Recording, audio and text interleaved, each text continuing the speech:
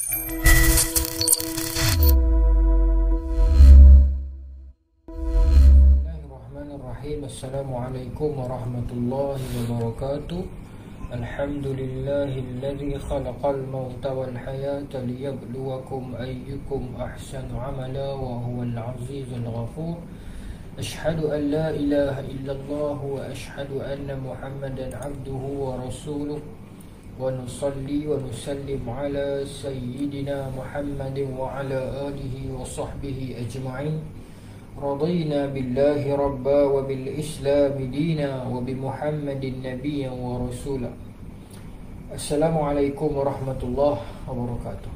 Jadi malam ni kita lebih kurang kita nak bincang tentang teks Bustanul Salatin karangan Syekh Nuruddin Araniri. Bustanul Salatin ditulis dalam tahun 1638. Syekh Nuruddin Araniri merupakan seorang yang dia bukan orang Melayu, dia keturunan Quraisy tapi di India. Kalau kita baca sejarah era lama, memang di India itu terdapat beberapa keturunan Quraisy. Bahkan kalau kita tengok di dalam sejarah Melayu disebutkan ada keturunan Sayyidina Abu Bakar di sana. Kemudian Syekh Nuruddin Araniri daripada Gujarat, tak silap saya. Kemudian dia datang ke Aceh. Bustanul Salatin ini teks tentang raja-raja Aceh lah. Dia adalah cerminan ataupun dia memberi imbangan kepada Tajus Salatin dengan Tajus Salatin sebelumnya dan sejarah Melayu Tun Sri Lanang sebelumnya. Jadi Bustanul Salatin datang kemudian. Syekh Nuruddin Araniri datang daripada India, kemudian dia pergi ke Aceh.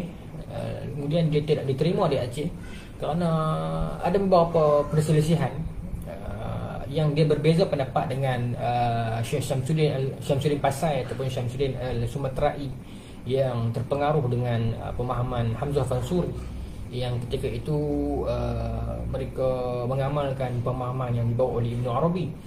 Berlaku pertengkaran, maka ketika itu Syekh Nuruddin Araniri tidak mendapat tempat, maka dia berselindung ke Pahang. Masa tu yang memerintah Aceh ialah Sultan Iskandar Muda, dan Sultan Iskandar Muda sangat menyayangi Syekh Syamsuddin Sumatera ini.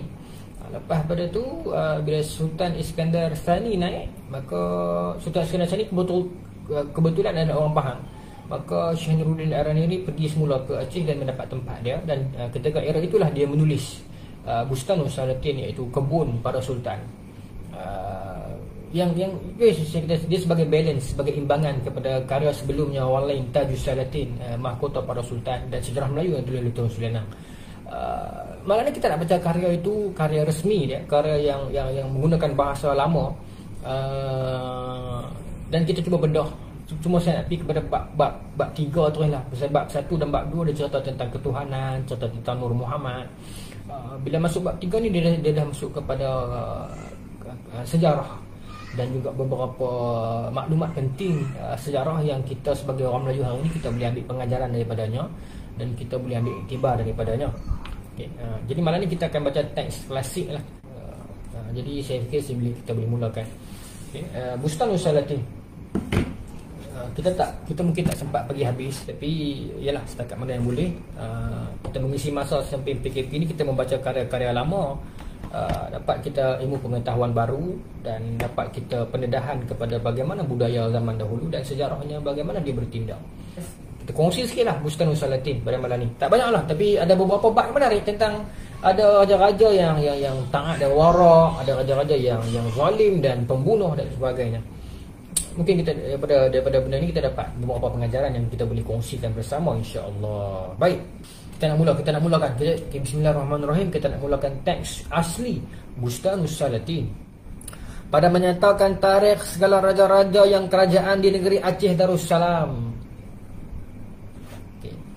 Kata yang empunya cerita bahawa yang pertama-tama mengempukan kerajaan Aceh Darussalam itu Sultan Ali Mughayat Shah adalah ia kerajaan pada hijrah 913 tahun.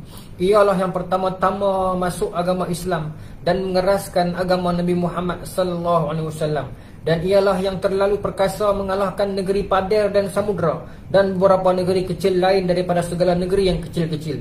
Syahadan adalah lama ia dalam kerajaan 7 bulan. 14 tahun 7 bulan. Setelah itu maka sultan itu pun hilang pada hijrah 928 tahun. Adapun dahulu daripada kerajaan sultan itu dalam negeri Aceh Darussalam, tiada ada raja melainkan merah-merah jua, masing-masing pada petuha pada tempatnya. Kemudian dari itu maka kerajaan Sultan Salahuddin Ibnu Sultan Ali Muayyad Shah pada hari Sabtu 15 hari bulan Rejab adalah ia dalam kerajaan 17 tahun 11 bulan. Setelah itu maka sultan itu pun dimakzulkan saudaranya kerana dia tidak mahu memerintahkan kerajaan. Pada hijrah 946 tahun adalah ia hidup, kemudian maka makzulnya itu 9 tahun. Setelah itu maka ia pun hilang. Kemudian dari itu maka kerajaan Sultan Alauddin Riwayat Shah Ibni Sultan Ali Muayyad Shah pada hari Isnin waktu duha 20 hari bulan Zulqa'dah ialah yang mengadakan segala istiadat kerajaan Aceh Darussalam dan menyuruh utusan kepada Sultan Rom ke negeri Istanbul kerana meneguhkan agama Islam. Maka dikirim Sultan Rom daripada jenis utus dan pandai yang tahu menuang bedil. Maka pada zaman itulah dituang orang meriam yang besar-besar, dan ialah yang pertama-tama berbuat kota di negeri Aceh Darussalam. Dia ialah yang pertama-tama ghazi dengan segala kafir hingga sendirinya berangkat menyerang Melaka. Dan adalah ia keras pada segala barang hukumnya dan amat haibat akan segala kelakuannya. Dari kerana itulah ia disebut dengan marhum qahar. Saya dah baca, dah dengar dah setakat perenggan tadi tu. Dia cerita tentang mula-mula kerajaan Aceh Darussalam ni macam mana dia cerita. Dia kata mula-mula naik sekali daripada Sultan Ali Muayyad Shah. Lepas tu dia merintah selama beberapa puluh tahun, turun kepada anak dia, tapi anak dia tak mau merintah. Anak seorang lagi turunkan, gulingkan anak tersebut. Lepas tu dia mai pada zaman yang cucu pula, iaitu Sultan Alauddin Riwayat Shah. Cucu anak seorang lagi, Sultan Alauddin Riwayat Shah. Sultan Alauddin Riwayat Shah inilah katanya yang pertama sekali dalam kalangan orang Aceh yang berperang dengan orang kafir, dia kata. Nama dia apa? Sultan Alauddin Riwayat Shah. Sultan Alauddin Riwayat Shah daripada Aceh. He was the first man who fought with kufar, dia kata. Dan dialah yang pertama-tama mengutuskan utusan kepada Sultan Rom. Jadi Sultan Alauddin Riwayat Shah ni anak kepada Sultan daripada Ali Muayyad Shah ni, dia adalah orang yang pertama hantar utusan pergi jumpa Sultan Rom. Bila kita membaca teks-teks lama begini, either Tajus Salatin, Bustanus Salatin, bila menyebutkan tentang Sultan Rom, dia bermaksud Sultan Uthmaniyah. Okay. Kita jangan bayangkan Sultan Rom itu adalah Sultan Rom putih. Tetapi bila dia kata Sultan Rom, bermaksud Sultan Uthmaniyah. Dalam teks Melayu lama ini, bila dalam era ini tahun kurun ke-17 tahun 16 lebih ini, bila menyebut tentang Rom, dihantar utusan pergi bertemu dengan Sultan Rom, Sultan Uthmaniyah. Dalam sejarah Melayu juga disebutkan hang tuah pergi menghadap Sultan Rom, bermaksud Sultan Uthmaniyah, Khalifah Uthmaniyah. Maka dia kata Sultan Alauddin Riwayat Shah ini pergi hantar beberapa orang pegawai pandai bedil dia disebut di sini untuk pergi belajar dekat Uthmaniyah. Dan Raja Uthmaniyah mengirimkan kepada mereka itu meriam yang besar-besar. Dan dia lah orang yang pertama buat meriam dan buat kotak Aceh. Dan dia digelar dengan gelaran marhum qahar, sultan yang kuat lah. Orang utara kata kahak. Kahak ni main pada al-qahar ya? Baik. Tetapi adalah sultan itu memberi nasihat akan segala rakyatnya, lagi amat syafakat akan segala hamba Allah, bahawa ada baginya 5 orang anak laki-laki. Jadi bila Sultan Alauddin Riwayat Shah ni mangkat, dia ada 5 orang anak jantan. Pertama Sultan Abdullah, kedua Sultan Husin, ketiga Sultan Mughal, keempat Sultan Abang Ta, kelima Abang Ta Abdul Jalil. Maka Sultan Abdullah itu dirajakan di negeri Ghari, iaitu Haru, dari kerana itulah disebut orang akan sultan, dia Sultan Ghari. Dan Sultan Mughal itu dirajakan di negeri Pariaman. Dan Abang Ta ditangkap itu dibunuh ayahnya dari kerana amat sangat kuatnya daripada segala saudaranya. Pada masa itu seorang pun tiada lawannya. Maka Sultan Husain dan Abang Tar Abdul Jalil itu bersama-sama dengan ayahnya adalah ia di dalam kerajaan 28 tahun 9 bulan. Setelah itu maka Sultan pun hilang pada hijrah 975 tahun. Okey. Kemudian dari itu maka kerajaan Sultan Husain ibnu Sultan Alauddin yang bergelar Sultan Ali Raya Shah pada hari Ahad. Panjanglah ceritanya tuan-tuan. Tapi dia cerita, saya nak cerita perangai Sultan-Sultan ni. Okey. Sehari bulan Safar ialah Sultan Husain ini ialah sangat halim perangainya dan pengasih akan segala rakyatnya dan akan segala ulama, syafakat akan segala fakir dan miskin. Maka pada zamannya lah datang seorang pendeta dari Mekah yang bernama Muhammad Azhari yang bergelar Syekh Nuruddin, Arab bangsanya, Mesir negerinya, Syafi'i mazhabnya. Syekh itulah yang mengajar ilmu makkulat dalam negeri Aceh Darussalam. Hatta berapa lamanya maka Syekh itu pun wafat dalam negeri Aceh Darussalam. Siapa nama Syekh ni? Syekh Nuruddin. Tapi bukan Syekh Nuruddin Araniri yang menulis ni, tetapi Syekh Nuruddin sebelumnya. Okey, baik. Sultan Ali Raya Shah ni baik, dia kata zaman tu main Sultan Syekh Nuruddin apa. Lepas tu kerajaan itu kemudian dari itu maka kerajaan Sultan Muda Ibnu Sultan Ali Raya Shah pada hari Selasa 15 hari bulan Jamadil Akhir. Sultan itu kanak-kanak, baru 4 bulan umurnya. Bila Sultan Husain ini, Sultan Husain ni baik. Dia wara', dia mengasihi ulama, dia sangat melazimi ahlul bait. Okey. Lepas tu bila Sultan Husain mangkat, Sultan Husain ni muda. Dia ada anak. Anak dia ni umur berapa? Umur 4 bulan. Tapi tradisi zaman itu dah dia seorang saja ada anak raja jantan, maka dia dinaikkan jadi raja. Masalahnya umur dia berapa? 4 bulan. Kemudian dari itu maka kerajaan Sultan Muda Ibnu Sultan Ali Raya Shah pada hari Selasa 15 hari bulan Jamadil Akhir. Sultan itu kanak-kanak, baru 4 bulan umurnya. Adalah ia dalam kerajaan 7 bulan. Setelah itu maka Sultan itu pun hilang pada hijrah 984 tahun. Okey. Sultan yang baby ni dia merintah selama 7 bulan saja. Lepas tu dia telah digulingkan. Yalah, dia pun baby, dia nak tahu apa kan. Okey. Kemudian dari itu maka kerajaan Abang Tar Raja Pariaman bergelar Raja Seri Alam pada hari Ahad 10 hari bulan Muharram. Adalah perangai raja itu sangat amarah, tiada tahu memerintahkan kerajaan. Pada tiap-tiap segala pekerjaannya tiada dengan periksanya. Adalah lama ia di dalam kerajaan 2 bulan 5 hari, kata setengah 5 bulan. Setelah itu maka raja itu pun terbunuh hijrah itu juga. Dia kata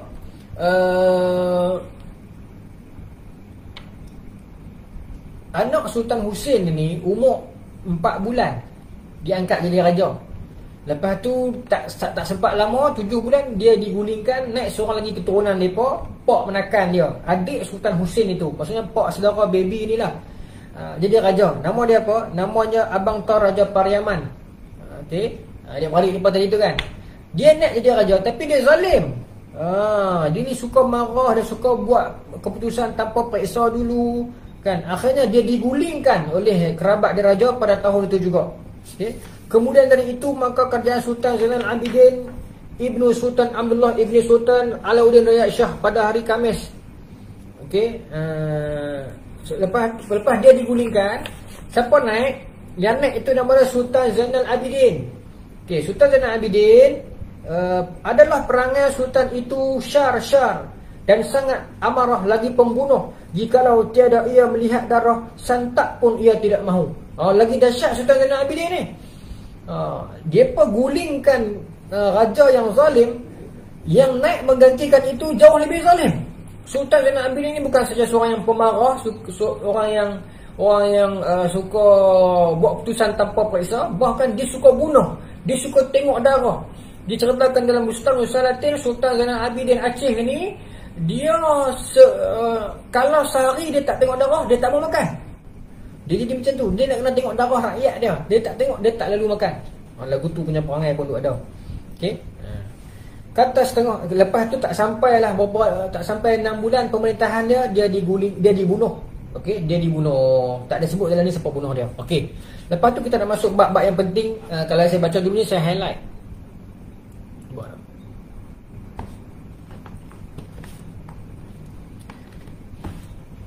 yang dah masuk bab highlight ni agak penting, agak menarik dan agak boleh kita boleh bincangkan.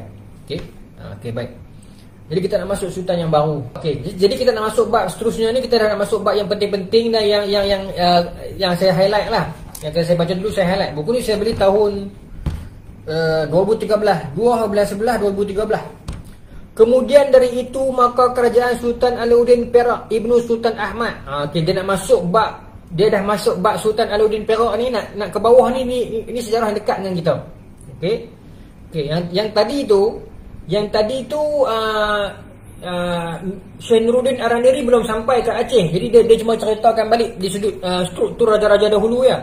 Jadi bila bab yang ke depan ini, dia dah ada di Aceh dan dia menyaksikan mata apa yang berlaku di sana. Jadi penceritaan itu lebih detail dan menarik. Okey, jadi tuan-tuan dengar. Dan ini antara poin utama yang saya buat live malam ni.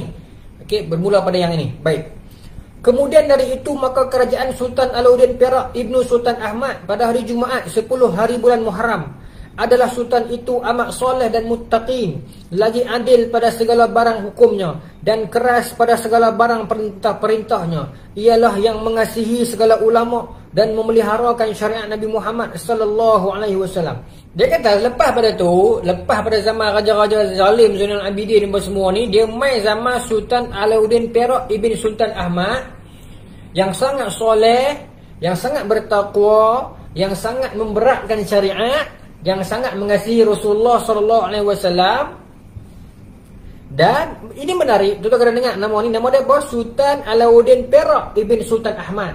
Apa yang Sultan Alauddin Perak Ibn Sultan Ahmad ini buat? Yang undang-undang dalam kerajaan Aceh, apa yang dia buat yang menarik ni? Dia kata apa? Dengar. Dan menegahkan segala rakyatnya minum arak dan menyabung dan menyuruhkan segala hulu balangnya berjanggut dan memakai jubah dan berserban, dan menyuruhkan segala rakyatnya bersembahyang 5 waktu dan puasa Ramadan dan puasa sunat dan memberi zakat. Ini dia. Mai Sultan Alauddin Perak Ibn Sultan Ahmad, Sultan Aceh lah ni. Bila dah berlalu zaman-zaman. Dia yang terakhir ialah Sultan apa tadi? Marhum Qahar. Yang sultan pertama yang lawan dengan Feringgi. Itu Feringgi ni adalah Portugis. Okey. Tuan buka lagu 1511 Bumi Putra Rockers, ada sebut tentang Feringgi. Apa nama ni? Kan dia sebut dalam tu, itulah kaum Feringgi, itulah. Kan? Feringgi tu Portugis lah.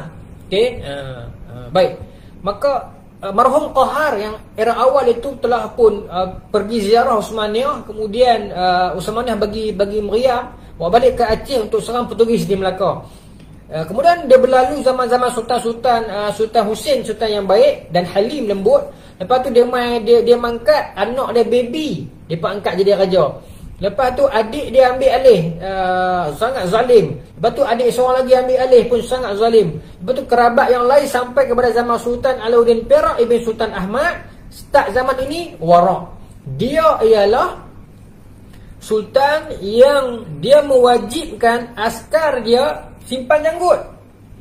Nak jadi askar tentera Aceh kena ada janggut. Lepas tu kena ada jubah. Dan kena pakai serban kalau turun ke medan peperangan. Zaman siapa? Zaman Sultan Alauddin Perak Ibn Sultan Ahmad. Baik. Tahun bila ni? Okey, ada tahun ke kat sini? 990 Hijrah. Okey, baik. Kalakian maka Hijrah 990 tahun datang 2 orang pendeta dari Mekah. Seorang bernama Syekh Abu Khair ibn Syekh Ibnu Hajar, ialah yang mengarang kitab yang bernama Sa'iful Qati dan pada perkataan Ain Sabitah, dan mengajarkan ilmu fiqh dalam negeri Aceh Darussalam. Dia kata tahun tu juga mai seorang syekh daripada Mekah. Nama syekh ni ialah Syekh Abu Khair bin Syekh Ibnu Hajar. Dia mengarang kitab bernama Saif Al-Qati, membincangkan tentang A'yan Sabitah. Saya cerita. Okey. Saya cerita. Kemudian dia juga mengajarkan ilmu fiqh dalam negeri Aceh Darussalam. Kedua, Syekh Muhammad Yamani ialah seorang yang sangat tahu pada ilmu usul, maka kedua syekh itu pun berbahas akan masalah a'yan sabitah, maka terhentilah bahas itu. Seorang pun tiada dapat memutuskan dia, hatta maka kedua syekh itu pun berlayarlah.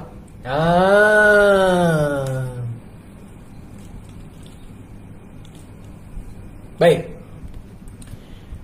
Dalam tahun 990 Hijrah ini, zaman kehebatan orang Islam di Aceh, apa semua ni, kena simpan janggut panjang, tak boleh sabung ayam, kena solat 5 waktu, kena keluar zakat, undang-undang agama diterapkan secara kuat. Dalam era ini, zaman itu datang satu orang Syekh Abu Khair disebut dalam ni, yang mengarang kitab Saif Al-Qati, dan di dalam itu terdapat perbincangan tentang a'yan sabitah. Nah, Syekh Abu Khair juga dia mengajar fiqh di dalam negeri Aceh. Lepas tu mai seorang lagi pula Syekh daripada Yaman. Nama Syekh ini Syekh Muhammad Al-Yamani, yang dia ini pandai ilmu usul pula. Dia tak sebut di sini usul apa, usul fiqh ke usuluddin. Maka dia kata bila kedua Syekh ni bertemu di Aceh, mereka pun berjidal ataupun berbahas tentang apa? Tentang a'yan sabitah. Ini perbincangan yang tidak pernah selesai. Syekh Yamani dengan Syekh Abu Khair berbahas tentang a'yan sabitah ataupun ain sabitah. Ain sabitah ni satu perbincangan sufi.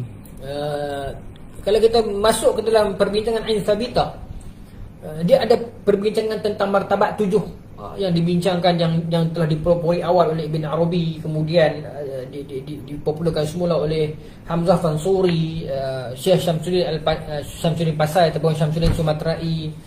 Tak apa, tapi saya nak beritahu ain sabitah yang dibincangkan ini apa, sampai dia kata kedua syekh itu pun berbahas akan masalah a'yan sabitah, maka terhentilah bahas itu. Seorang pun tiada dapat memutuskan dia, hatta maka kedua syekh itu pun berlayarlah. Daripada orang tu main berbahas tentang tu, tak selesai-selesai, tak ada siapa dapat jawapan, tak ada siapa betul, tak ada siapa menang, maka kedua-dua syekh itu pun berlayar semula ke negara mereka masing-masing. Tak tunggu lama di Aceh. Tak berdiam, berhenti di Aceh. Okey. Ain sabitah ni perbincangan yang dalam, yang memang saya kira kalau kita tidak ada jawapan, benarlah di sudut itu, kerana dia bukan satu benda yang boleh dibahaskan lisani begitu. Okey. Sebab macam ni lah tuan-tuan. Ain sabitah ni dia macam ni. Al-Imam Al-Ghazali dalam Ihya menyebutkan tasawuf ini dia terdiri daripada dua, iaitu tasawuf yang bersifat muamalah, iaitu perkara-perkara yang syariat, perkara-perkara yang muamalah harian, bergaul dengan orang, solat, benda yang fizikal. Satu lagi kata Imam Al-Ghazali, tasawuf yang bersifat mukasyafah, iaitu yang makanan dia seorang, ataupun yang tertutup untuk dia seorang, ataupun pengalaman rohani dia seorang saja. Jadi zaman berganti zaman, tahun berganti tahun, perbincangan tentang ini dibuka.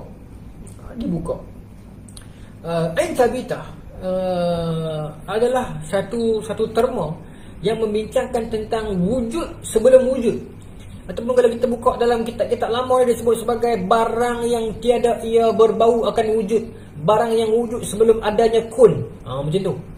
Dia ada dua, satu ain sabitah, satu ain kharijah. Kharijah ni kharaja, keluar, maksudnya setelah keluar kun itu jadi kun tu jadikan. Innama amruhu idza arada syai'an ay yaqula lahu kun fayakun, kan. Maksudnya sebelum adanya barang yang tiada bau akan ia wujud dan keluar ia itu sebelum terbitnya kun, itu ain sabitah. Perbincangan tentang itu, sebelum adanya kun itu, sebelum adanya jadi itu, sebelum jadinya akan sesuatu itu, maka barang itu disebut ain sabitah. Perbincangan tentang itu. Dalam lah. Maka orang di Aceh ni nak pergi faham kot mana, kan. Dia pergi bawa wacana yang begitu, maka bertengkar dan berjidal pula antara keduanya. Maka tidak sudah, kata Syekh Nuruddin ini, yang akhirnya kedua-dua orang ini pun berlayar balik macam tu saja. Okey. Baik. Kemudian dari itu maka datang pula seorang pendeta dari benua Gujarat bernama Syekh Muhammad Jailani ibn Hasan ibn Muhammad Hamid nama kaumnya, Quraisy bangsanya, Ranir nama negerinya, Syafi'i mazhabnya. Syekh itulah yang mengajarkan ilmu mantik, ilmu ma'ani dan ilmu bayan, ilmu badi', ilmu usul dan ilmu fiqh dalam negeri Aceh Darussalam. Maka segala talibul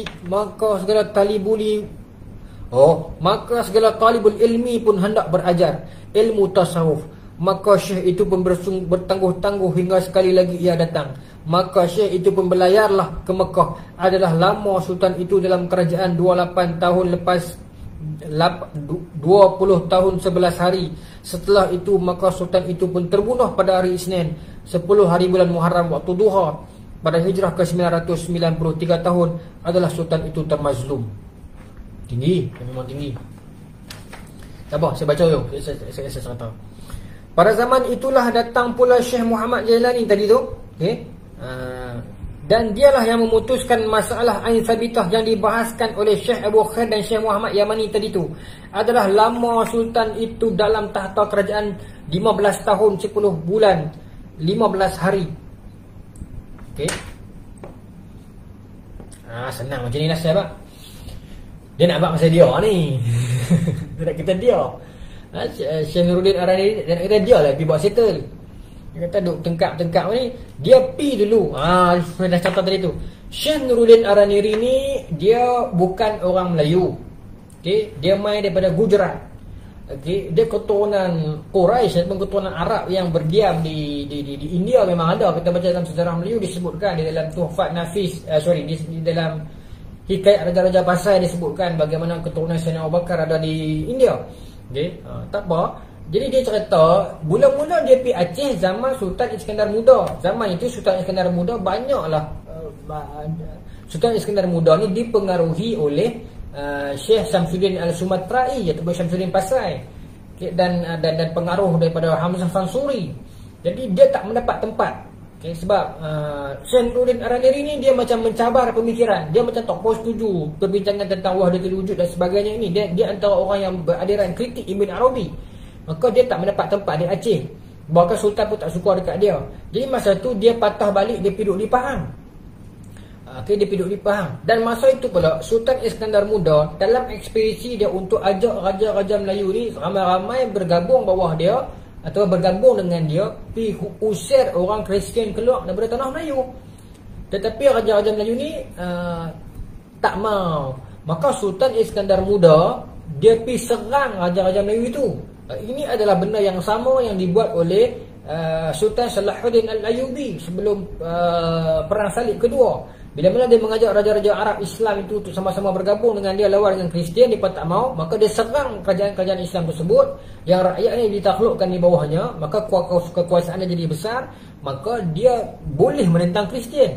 Same method that has been used by Sultan Salahuddin, itu juga digunakan oleh Sultan Iskandar Muda Aceh Darussalam. Jadi kita nak baca lagi tentang Sultan Iskandar Muda ini. Okay, apa lagi yang dia buat? Okay. Dia cerita pada zaman Sultan Iskandar Muda ni kan. Okay. Kerajaan Sultan Iskandar Muda Johan berdaulat pada hari Arba'ah 6 hari bulan Zulhijjah. Ialah yang Johan pahlawan lagi perkasa dan bijaksana pada segala barang perkataan dan hebat pada segala kelakuannya dan terlalu elok sikapnya. Ialah yang termahsyur namanya pada segala negeri dan beberapa negeri yang besar-besar ditaklukkannya. Dia cerita macam tu. Okey. Ni dia nak masuk cerita pasal Sultan Iskandar Muda yang terkenal itu. Okey. Sultan Iskandar Muda tak berapa suka dekat dia tau, Syekh Nuruddin Araniri ni. Tetapi jujurnya Syekh Nuruddin Araniri, bila mana dia menceritakan balik tentang Sultan Iskandar Muda, benda yang betul dia cerita betul. Sultan Iskandar Muda baik, dia kata baik. Sultan Iskandar Muda hebat, dia kata hebat. Sultan Iskandar Muda warak, dia kata warak. Macam mana yang saya baca tadi tu. Okay? Dia kata Sultan Iskandar Muda lah yang paling kuat dan yang paling elok sikapnya dan termasyur. Dan beberapa negeri yang besar-besar ditaklukkannya. Bukan dia cerita Sultan Iskandar Muda ni banyak takluk negeri-negeri Melayu. Okey, baik. Pertama negeri Delhi pada tatkala hijrah, negeri Delhi pada tatkala hijrah 1020 setahun. 1021 lah tu. Okey. Kemudian dari itu maka Allah Johor pada tatkala hijrah 1022 tahun Johor. Okey. Kemudian dari itu berangkat ke Bentan pada tatkala hijrah 1023 tahun. Pada ketika itu tertawan daripada anak menantu Waizuri dan beberapa daripada kapal dan gharak dan ghali. Terlalu amat banyak perenggi mati terbunuh dan tertawan tatkala perang di Bani. Kemudian dari itu maka baginda menaklukkan negeri Pahang pada tatkala hijrah 1026 tahun. Adapun menaklukkan negeri Pahang itu adalah di dalamnya hikmat Allah Ta'ala yang terlalu ajaib. Itu dia. Dia kata apa? Sultan Iskandar Muda pergi serang Bentan, serang Delhi, serang Johor. Lepas tu dia lawan sat dengan Portugis dekat Baning. Lepas tu dia pergi takluk Pahang dan dia kata apa? Dia kata Sultan Iskandar Muda menaklukkan Pahang pada tatkala hijrah 1026 tahun. Adapun menaklukkan negeri Pahang itu adalah dalamnya hikmat Allah Ta'ala yang terlalu ajaib. Dia kata penaklukan Aceh kepada negeri Pahang itu ada hikmah daripada Allah yang ajaib. Tuan-tuan kena faham, Syekh Nuruddin Ar-Riri ini dia datang daripada jalur-jalur yang kalau hari ini orang akan label macam Wahabi macam tu lah. Bukan dia Wahabi. Maksudnya kalau hari ini dia akan label begitu. Dia datang dari jalur-jalur yang mengkritik keras kesufian, yang sangat mengkritik Ibn Arabi, yang dia agak tegang dengan aliran sufi. Tetapi dalam bab ini dia tak menolaknya. Hikmat ini tentang karamah ini dia tak menolaknya. Dan dia kata peristiwa penaklukan negeri Pahang itu adalah ilham hikmah daripada Allah kepada Sultan Iskandar Muda yang sangat ajaib. Okey. Saya kita tengok kat mana ajaib dia. Saya sambung lagi nah. Kemudian dari itu maka Allah ni kalah lah. Allah negeri Kedah pada tatkala hijrah 1027 tahun. Kemudian dari itu maka Allah negeri Perak pada tatkala hijrah 1029 tahun. Kemudian dari itu ialah kemudian dari itu Allah Nias pada tatkala hijrah 1034 tahun. Kemudian dari itu maka dititahkan orang kaya Sri Maharaja dan orang kaya Laksmana menyerang Melaka. Okey. Nampak tak tuan-tuan saya kata tadi? Dia pergi serang satu kerajaan Islam Melayu ni bukan untuk nak serang sesama Islam, tetapi kerana dia ajak untuk pergi serang Portugis di Melaka, dia tak mau, maka dia serang kerajaan Islam ni dulu, satu tumbang di bawah dia. How come kita nak mengatakan Sultan Iskandar Muda ni tak kuat, tak powerful? Satu tumbang bang. Ini betul-betul Thailand lah. Satu tumbang. Okey. Satu tumbang. Maka bila dah satu tunduk di bawah daulat dia, Johor, Bentan, apa lagi, Delhi, Pahang, Kedah, Perak, Nias, maka dah kuat dah. Maka pada hijrah 1034 tahun, pada tahun 1034 hijrah, okey, maka dia menitahkan orang kaya Sri Maharaja dan orang kaya Laksmana agar menyerang Melaka. Dia titahkan ketenteraan yang kuat yang dipimpin oleh dua orang, iaitu orang kaya Sri Maharaja dan orang kaya Sri Maharaja dan orang kaya Laksmana. Dua orang. Saya ulang, orang kaya Sri Maharaja dan orang kaya Laksmana. Ini dua orang panglima daripada Aceh yang diperintahkan oleh Sultan Iskandar Muda untuk pergi serang Melaka, iaitu Portugis di Melaka. Namun di dalam sejarahnya, dua orang ni tak ngam. Masing-masing nak jadi ketua. Orang kaya Sri Maharaja dan orang kaya Sri Laksmana ni disebut dalam sejarah yang lain, mereka bergaduh. Mereka tak setuju. Okay, saling ada macam mana su'uzon, ada sangkaan buruk, ada itulah yang tak apa elok. Kita tak pasti dalam ni terang ke tidak. Kita baca dulu. Okey. Jadi mereka dua orang ni bila Sultan dah sedaya upaya, Sultan turun sendiri tau, pergi setiap negeri ni. Bila dah kuat dah, jadi nak hantar pergi serang Melaka, maka dia perintahkan dua orang panglima ni untuk lead. Okay, both of them, kedua mereka ni jadi ketua.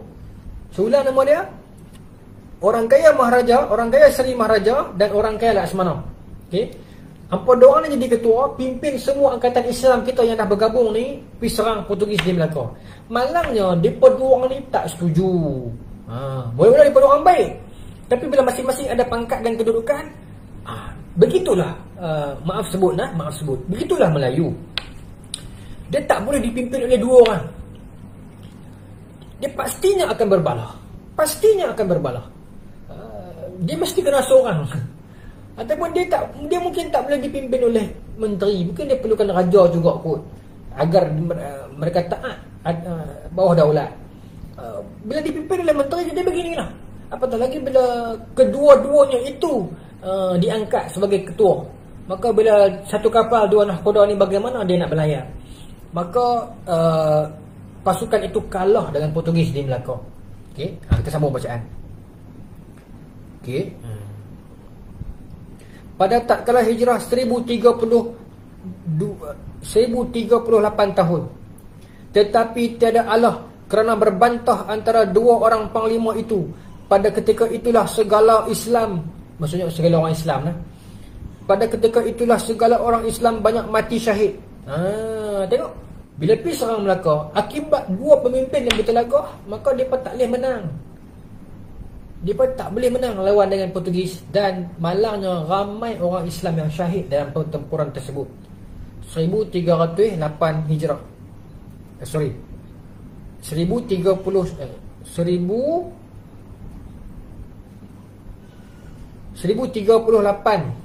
Hijrah. Okey. 1038 Hijrah. Baik. Jadi dia kata ramai orang Islam yang syahid masa tu. Dan antara yang syahid, syahadan pada masa itulah wafat Syekh Syamsuddin Ibn Abdullah Al-Samatra'i. Pada masa itu juga lah Syekh Syamsuddin meninggal dunia syahid. Maksudnya Syekh Syamsuddin Pasai ataupun Syekh Syamsuddin Al-Samatra'i ni turun sekali berjihad lawan dengan Portugis di Melaka. Dan Syekh Syamsuddin Al-Samatra'i Al-Syahid menemui syahidnya di sana. Adalah syekh itu alim pada segala ilmu, dan ialah yang termasyhur alimnya pada ilmu tasawuf dan beberapa kitab yang ditaklifkannya. Tapi Syekh Nuruddin Araneri dia puji Syekh Syamsuddin. Meskipun mereka ada perbalahan ataupun mereka ada ketidaksetujuan, tapi itu tak bererti perbalahan yang melibatkan personal. Sebab di dalam buku Syekh Nuruddin Araneri Bustanul Salatin, dia mengatakan Syekh Syamsuddin Samatra'i orang yang alim pada segala ilmu, dan termasyhur alimnya pada ilmu tasawuf, dan banyak kitab yang ditulis olehnya. Maknanya kira perbalahan dalam kalangan ulama dulu ni sebenarnya dia tak mengheret ke lembah personal. Okey, baik. Kemudian pada itu maka wafat Syekh Ibrahim Ibn Abdullah Asy-Syami Asy-Syafi'i pada hari Arba'ah waktu Asar 12 hari bulan Muharram pada hijrah 1040 tahun. Adalah syekh itu alim pada segala ilmu, dan ialah yang termasyhur alimnya pada ilmu fiqh. Bila dia cerita pasal sifat baik Sultan Iskandar Muda ni, panggil dia macam mana? Dan dialah yang mengeraskan agama Islam dan menyuruhkan segala rakyat sembahyang 5 waktu dan puasa Ramadan dan puasa sunat, dan menegur sekalian rakyat itu meminum arak dan berjudi. Dan ialah yang membaiatkan Baitul Mal dan usyur di negeri Aceh Darussalam dan cukai pekan. Dan ialah yang sangat murah kurniaannya akan segala rakyatnya, dan mengurniai sedekah akan segala fakir dan miskin pada tiap-tiap berangkat sembahyang Jumaat. Sultan Iskandar Muda ni dia buat macam almarhum Qahar buat dulu, suruh sembahyang apa semua ni. Kemudian tiap-tiap kali dia nak berangkat pergi sembahyang Jumaat, dia akan cari lorong-lorong yang ada orang miskin dalam negeri dia akan bagi duit. Itu amalan Sultan Iskandar Muda. Dia suka sedekah dekat rakyat dia pada hari Jumaat. Hari lain pun dia sedekah juga, tapi hari Jumaat dia khusus untuk mencari fakir-fakir. Dia lagi berat, dia lagi banyak kandak sedekah. Okey. Kemudian dia nak main cerita yang kita sebut tadi tu, yang mana yang dikatakan ajaib dan hikmatnya penaklukan negeri Pahang tu. Syahadan Seri Sultan Raja Iskandar Muda Johan berdaulat menaklukkan negeri Pahang itu adalah dalamnya hikmat Allah yang terlalu ajaib dan kudratnya yang maha gharib, yang amat gharib pada berkelakuan iradatnya atas seseorang. Itu ayat dia. Dia kata adapun penaklukan negeri Pahang itu yang dibuat oleh Sultan Iskandar Muda itu adalah satu hikmat Allah yang terlalu ajaib dan kudratnya yang amat gharib pada berkelakuan iradatnya atas seseorang. Tu tengok ayat bahasa lama macam mana. Baik.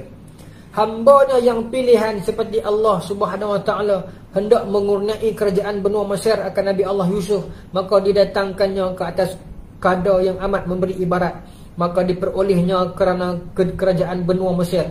Demikian Allah Subhanahu wa taala menaklukkan negeri Pahang itu kerana hendak mengurniai kerajaan negeri Aceh Darussalam akan paduka Seri Sultan Iskandar Tsani Alauddin Muayyad Shah Johan Berdaulat Zillahi fil A'lam.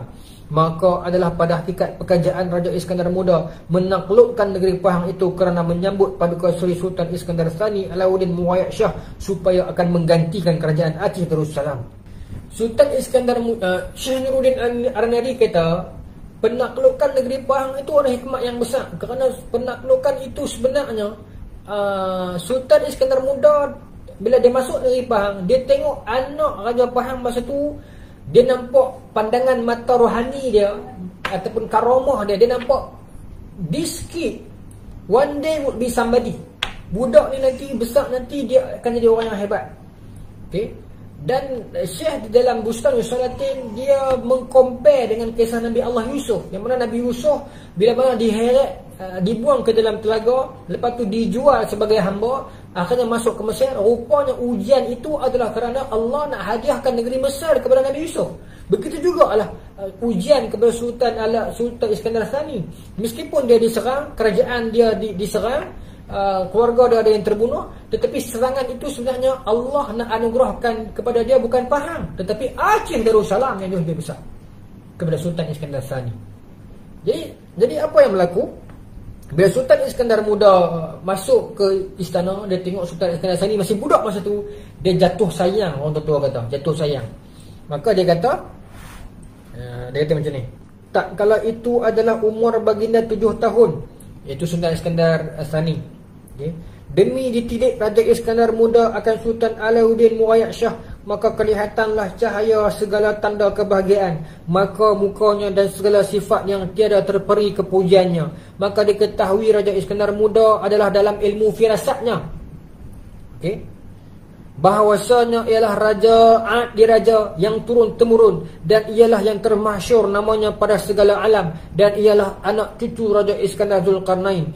Maka seharusnya lah ia ku ambil akan anakku kalakian. Maka Raja Iskandar Muda pun memberi titah kepada Tun Kemalasetia, demikian bunyinya, peliharakan olehmu akan anakku ini.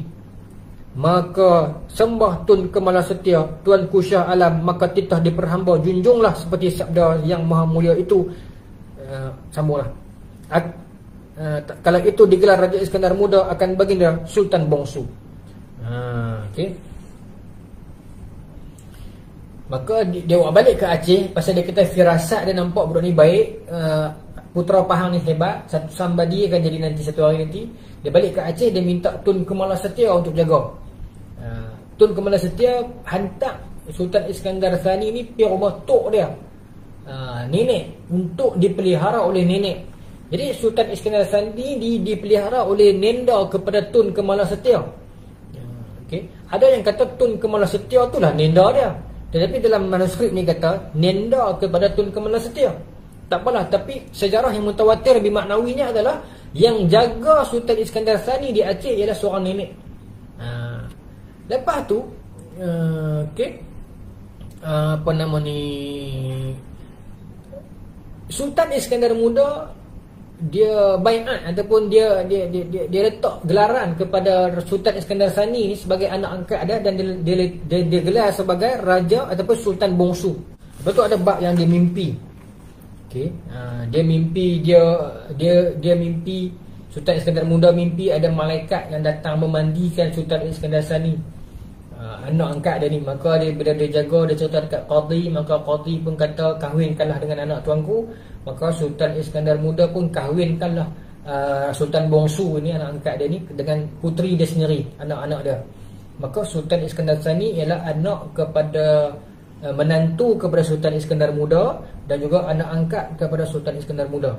Nah, ini contoh mimpi dia panjang ni. Dia mimpi anak dia dimandikan oleh malaikat dalam istana.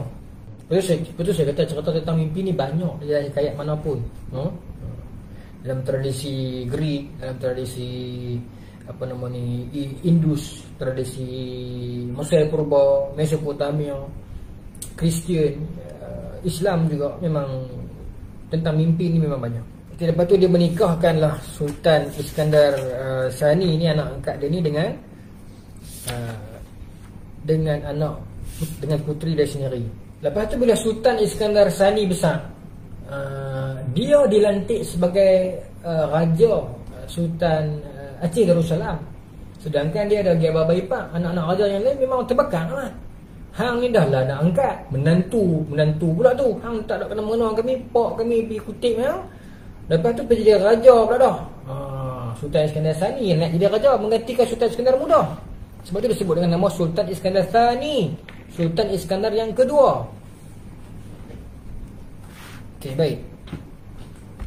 Nak cerita sikit zaman Sultan Iskandar Sani sebelum kita tutup 11.30. Maka tatkala genaplah 20 bulan Paduka Seri Sultan Iskandar Sani Alauddin Mughayyad Shah Johan berdaulat dalam kerajaan dengan sentosanya dan dengan sukacitanya, lagi dengan sempurna adilnya. Lepas tu ni saya ringkaskan lah. Sampai Sultan Iskandar Sani besar, dimakzulkan, ditabalkan sebagai Sultan Iskandar Sani, maka anak-anak Sultan Iskandar Muda tak puas hati, dan kerabat raja yang lain tak puas hati. Hang ni kerabat raja negeri luar, negeri yang kalahkan kami. Pak kami ambil hang jadi anak angkat, duduk jadi menantu pula, lepas tu ni jadi raja pula. Dia tak puas hati kat dia. Tapi dia memang baik. Disebut dalam ni dia memang baik. Dia ini adalah seorang paduka raja yang sangat sentosanya dan sukacitanya dan adilnya. Baik. Tapi maka ada beberapa orang berbuat khianat akan dia, hingga muafakat mereka itu dengan orang menjabat pesantapan, hatta maka dibubuh sekalian mereka itu racun ke dalam pesantapan. Maka dia kata Sultan Iskandar Sani bila nak jadi raja, orang tak puas hati ramai. Kerabat dia raja ni tak puas hati ramai. Maka dia pun letak racun di dalam hidangan makanan dia. Maksudnya dia dah jadi raja dah tau. Okey. Dia pun letak racun di dalam pinggan dia. Tengok apa jadi. Saya ulang balik nak. Hatta maka dibubuh sekalian mereka itu racun ke dalam pesantapan. Adalah pada sangka mereka itu dapat pekerjaannya itu dengan kehendak dirinya, tiada diketahuinya akan kebesaran kudrat Allah Subhanahu Wa Taala yang memeliharakan hambanya daripada bahaya dan bencana. Maka segala pekerjaan mereka itu diilhamkan Allah Ta'ala kepada Seri Paduka Sultan Iskandar Sani Alauddin Mughayyad Shah. Maka tiap-tiap segala makanan yang disantap itu pun berlainanlah rasanya daripada adat yang sedia kala. Hatta maka sekalian mereka itu pun diperiksa, maka baginda dengan sebaik-baik periksa dan kesudah-sudahannya siasat. Setelah nyatalah kesalahan dan sabitlah perbuatan mereka itu, maka baginda pun memanggil Qadi Malik Al-Adli dan Perdana Menteri dan segala wazir, serta bersabda kepada sekalian mereka itu, kamu lihatlah, segala yang hendak berbuat khianat akan daku adalah mereka itu berpegang atas hawa nafsunya, tetapi aku berpegang kepada pelihara Tuhan yang menjadi akan daku. Demi didengar Qadi Malik Al-Adil dan Perdana Menteri dan segala wazirnya sabda yang maha mulia itu, maka sekalian mereka itu pun tunduk serta berdatang sembah, ya Tuanku Syah Alam, bahawa segala yang berbuat demikian itu seharusnya atas murka Allah Ta'ala dan murka Rasulullah dan murka Hadrat Syah Alam. Maka dia cerita, dia kata mereka pun cuba beberapa kali bubuh racun dalam makanan dia nak bagi dia mati. Dia pasal dia orang luar. Tetapi Sultan Iskandar Muda ini ada macam kelebihan, macam ada satu macam karamah yang dia boleh rasa pelik. Dia tengok pinggan dia dah dia rasa macam janggal, dia dah rasa macam lain. Dan dia kata sebelum makan dia suruh pergi periksa dulu. Maka bila dia periksa sungguh-sungguh, persi memang sungguh ada racun di dalamnya. Maka dia siasat dan dia dapat tahu siapa yang letak racun. Maka dia panggil semua menteri yang mengadap, tangkap orang yang letak racun ni. Maka dia kata mereka buat itu di atas perhitungan hawa nafsu mereka, tetapi Allah menyelamatkan aku di atas perhitungan kuasa Allah, maka kuasa Allah lebih besar, katanya.